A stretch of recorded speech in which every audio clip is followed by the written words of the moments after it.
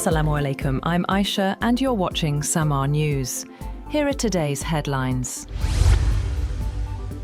US President Donald Trump has signaled that the United States is set to complete its main objectives in the Iran conflict within the next 2 to 3 weeks, describing the measures as necessary to neutralize Iran's threat to regional and global security. Speaking in a prime-time address, he warned that US forces would continue aggressive operations against Iranian targets. Trump told the nation that US forces had delivered swift, decisive, overwhelming victories during the past 32 days of strikes. He added that the temporary spike in US gasoline prices was a direct result of Iranian attacks on commercial tankers, not the US strategy, and criticized allies for relying on oil from the region.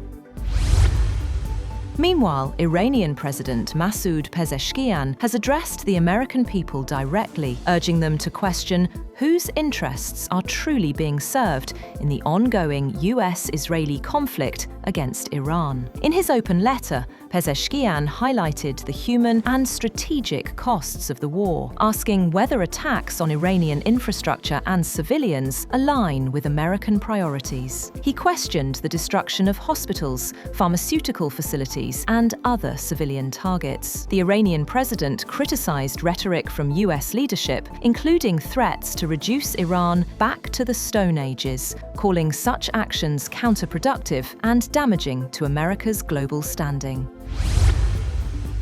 Iranian President Masoud Pezeshkian and Foreign Minister Abbas Araghchi have appeared at pro-government rallies in Tehran, greeting supporters as crowds waved national flags. Araghchi praised what he described as high morale among the public as the conflict continues. The rally comes amid claims by US President Donald Trump that Iran has sought a ceasefire, a statement Tehran disputes, keeping tensions elevated.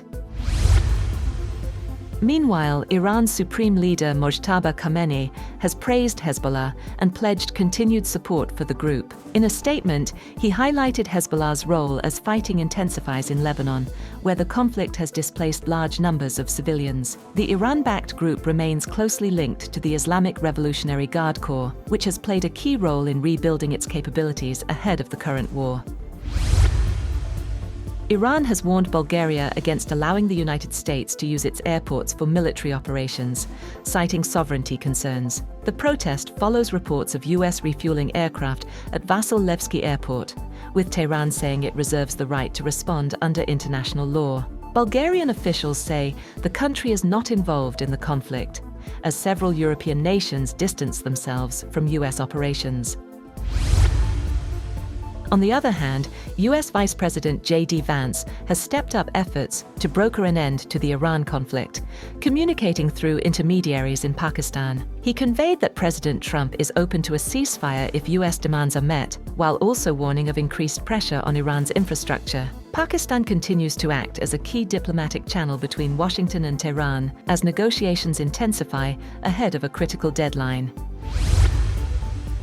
And 4 astronauts have blasted off from Florida on NASA's Artemis II mission, a high-stakes voyage around the moon that marks the United States' boldest step yet toward returning humans to the lunar surface later this decade in a race with China. NASA's Space Launch System rocket, topped with its Orion crew capsule, roared to life just before sunset, carrying its debut crew, 3 US astronauts and a Canadian astronaut, into Earth orbit. The 32-story tall space vehicle thundered into clear skies, trailing a towering column of thick white vapor.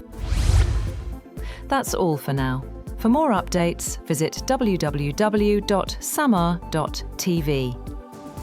Thank you for watching Samaa News.